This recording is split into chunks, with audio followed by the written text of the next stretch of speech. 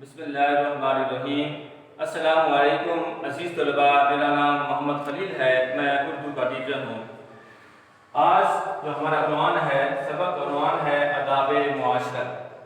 सबसे पहले सवालों के जवाबात हल करेंगे, दूसरे नंबर पर एमसीक्यूज हल करेंगे और तीसरे नंबर पर खुलासा सबक, फिर उसके अहम नुकात हल करेंगे।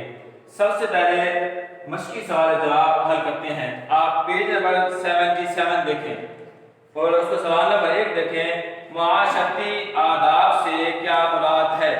इसका जवाब जो है पेज नंबर 75 की पहली लाइन देखें, उसमें मौजूद है आदाब अदब की जमा है, इसके माना है तौर तरीके।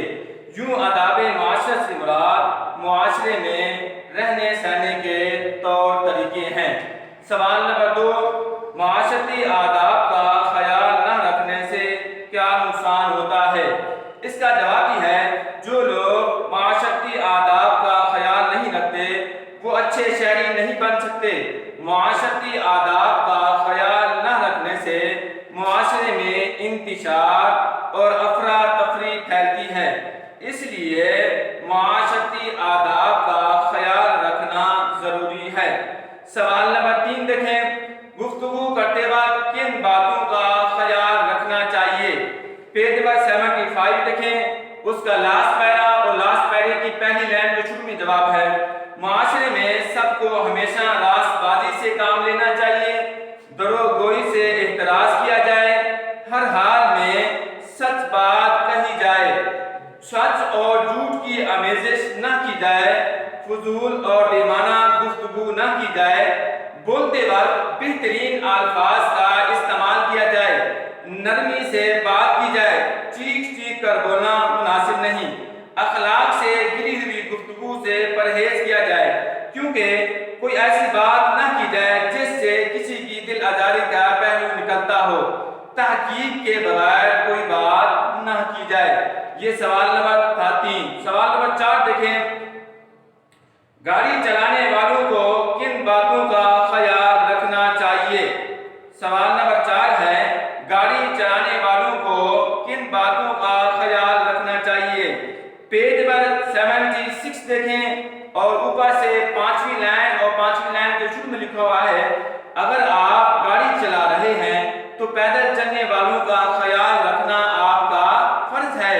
बाज़ औक़ात बारिश के दिनों में सड़क पर पानी खड़ा हो जाता है, गाड़ी चलाने वाले अफराद गाड़ी की रफ्तार कम किए बगैर यहाँ से इस तरह गुजरते हैं कि पैदल चलने वालों या साइकिल पर सवार अफराद के लिबास पर पानी या कीचड़ के छींटे पड़ जाते हैं।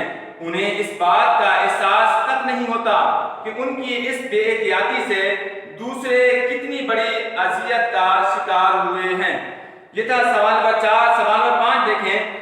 चाल में मतानत और संजीदगी से क्या मुराद है?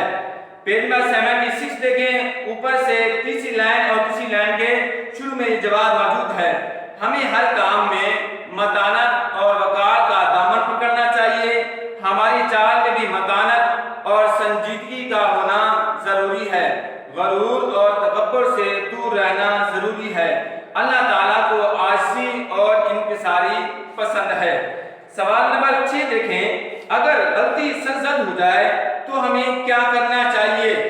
इसका जवाब यह है अगर कोई गलती हो जाए तो उस पर शर्मिंदा होना चाहिए और अपनी गलती की माफ़ी मांगनी चाहिए। सवाल नंबर 6 का जवाब दोबारा रिपीट करता हूँ, तवज्जो सुनना। अगर कोई गलती हो जाए तो उस पर शर्मिंदा होना चाहिए और अपनी गलती की माफ़ी मांगनी चाहिए। सवाल नंबर 7 देखें। बदगुमानी से बचना क्यों जरूरी है? सवाल नंबर 7 है बदगुमानी से बचना क्यों जरूरी है?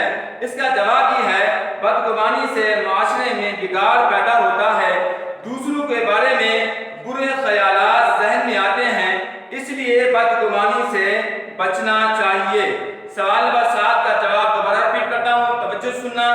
बदगुमानी से माशरे में बिगाड़ पैदा होता है, दूसरों के बारे में बुरे ख्यालात ज़हन में आते हैं, इसलिए बदगुमानी से बचना चाहिए।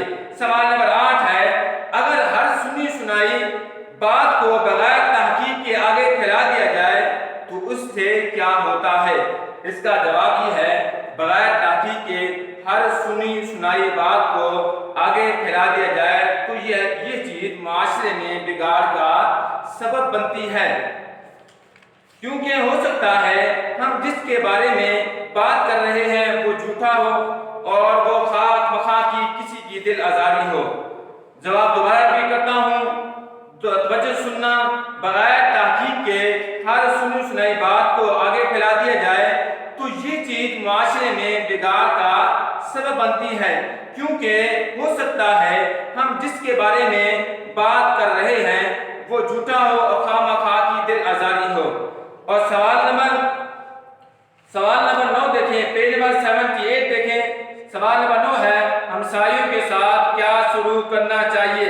پیج نمبر 76 دیکھیں اور اس کی لائن نمبر 13 ہے اور 13 لائن نمبر کے درمیان میں لکھا ہوا ہے ہمسایوں کے ساتھ خاص طور پر عمدہ سلوک کیا جائے، ان کے آرام و سکون کا خیال رکھنا بے حد ضروری ہے۔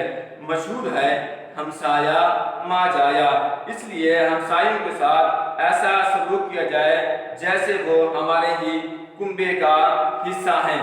اس بات دیکھیں، سوال نمبر 10 ہے غیبت کیا ہوتی ہے؟ سوال نمبر 10 ہے غیبت کیا ہوتی ہے؟ اس کا جواب یہ ہے کسی کی غیر موجودگی میں اس کے عیب کے بارے میں دوسروں کو بتانا غیبت کہلاتا ہے۔ غیبت کو چغلی بھی کہتے ہیں۔ ہمارے پیارے نبی صلی اللہ علیہ وسلم کا فرمان ہے غیبت کرنے والا ایسا ہے جیسے وہ اپنے مردہ بھائی کا گوشت کھائے۔ سوال نمبر 10 کا جواب دوبارہ ریپیٹ کرتا ہوں، توجہ سننا، کسی کی غیر موجودگی میں اس کے عیب کے بارے میں دوسروں کو بتانا غیبت کہلاتا ہے۔ غیبت کو چغلی بھی کہتے ہیں۔ ہمارے پیارے نبی صلی اللہ علیہ وسلم کا فرمان ہے غیبت کرنے والا ایسا ہے جیسے وہ اپنے مردہ بھائی کا گوشت کھائے۔ سوال نمبر 11 ہے کسی مسلمان سے ملاقات کے بعد کیا کہنا چاہیے؟ پیج نمبر 76 دیکھیں اور اس کا سوال نمبر پیج نمبر 76 دیکھیں اور لاسٹ پیج دیکھیں، اس کو شروع میں لکھا ہوا ہے جب دوسرے مسلمان بھائی سے ملاقات ہو تو اس کے لیے نیک کلمات کا اظہار کیا جائے اور اسے السلام علیکم کہا جائے۔ سوال نمبر 12 دیکھیں، گھر میں داخل ہونے سے پہلے کیا ضروری ہے؟ پیج نمبر 76 اور اس کی لاسٹ لائن دیکھیں، گھر اپنا ہو یا کسی اور کا بغیر اجازت داخل ہونا جائز نہیں۔ گھر میں داخل ہونے سے پہلے اجازت حاصل کرنی چاہیے، اس کے بعد گھر والوں کو السلام علیکم کہیں۔ لاسٹ سوال ہے، سوال نمبر 13 ہے السلام علیکم کا کیا مطلب ہے؟ اس کا جواب یہ ہے تم پر سلامتی ہو، تم پر سلامتی ہو۔ پیارے بچوں، یہ ہمارے بس کی سوال جواب مکمل ہو چکے ہیں۔ اب دیکھتے ہیں خلاصے کی طرف۔ اہم نکات میں نے یہاں پر لکھ دیے ہیں، آپ لوگ دیکھیے گا۔ آداب معاشرت کا مطلب گفتگو کا طریقہ، غیبت اور بدگمانی سے بچنا، تذلیل کا نشانہ نہ بنائیں، ہمسائے کے ساتھ حسن سلوک۔ تو میں چند پیراگراف ریڈ کرتا ہوں، آپ توجہ سے سننا۔ اس خلاصے کے آداب ادب کی جمع ہے، اس کے معنی ہے طور طریقے۔ یوں آداب معاشرت سے مراد معاشرے میں رہنے سہنے کے طور طریقے ہیں۔ ہم گھر پر ہوں یا اسکول میں، بازار میں ہوں یا دفتر میں، کسی تقریب میں ہوں یا سیرگاہ میں، سیر میں ہوں یا فطر میں ہوں، ہر جگہ ان معاشرتی آداب کا خیال رکھنا پڑتا ہے۔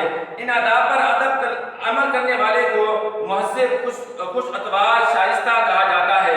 معاشرے میں رہنے والے تمام افراد کا ادب اور احترام کرنا ضروری ہے۔ کسی مذہب، رنگ، نسل سے تعلق رکھتا ہو تو اس کے کسی رنگ و نسل کو نہیں دیکھنا چاہیے، اس کے ساتھ احترام سے پیش آنا ضروری ہے۔ معاشرے میں سب کو ہمیشہ راست بازی سے کام لینا چاہیے، دروگوئی سے اعتراض کرنا چاہیے، ہر حال میں سچ بات کہی جائے۔ اگر آپ گھر میں جاتے ہیں تو گھر والوں کو السلام علیکم کہیں اور کسی کے گھر میں جائیں تو بغیر سلام کیے کسی گھر میں داخل نہ ہوں۔ تو پیارے بچوں، آپ کو میری باتیں سمجھ آتی ہوں گی۔ کوئی بات سمجھ نہ آئی ہو تو میں آپ کی خدمت کے لحاظ میں آپ مجھے واٹس ایپ بھی کر سکتے ہیں اور مجھے کال بھی کر سکتے ہیں۔ اللہ تعالیٰ آپ کا حامی و ناصر ہو۔ السلام علیکم ورحمۃ اللہ وبرکاتہ۔